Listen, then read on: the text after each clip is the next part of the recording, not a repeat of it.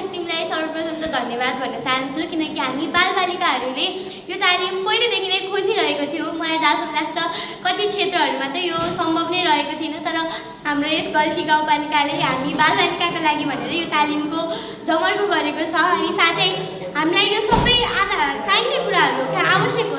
जहाँ जुन क्षेत्रमा जाँदाखेरि पनि बोल्ने शैली त हुनु नै पर्छ। त्यही भएर यो प्रदान गर्नु भनेको हाम्रो लागि भविष्यमा एकदमै ठुलो महत्त्वपूर्ण काम जस्तो लाग्छ मलाई चाहिँ। यो तालिममा हामीले समाचार कसरी बन्छ, साथै आफ्नो क्याप्सनहरूमा के कस्तो कुराहरू राख्दाखेरि उपयोगी हुन्छ, साथै हाम्रो उद्घोषक भनेको के हो, उद्घोषण कला भनेको के हो, भाषण कला भनेको के हो, यी आदि कुराहरूमा हामीले छलफल गरेका थियौँ।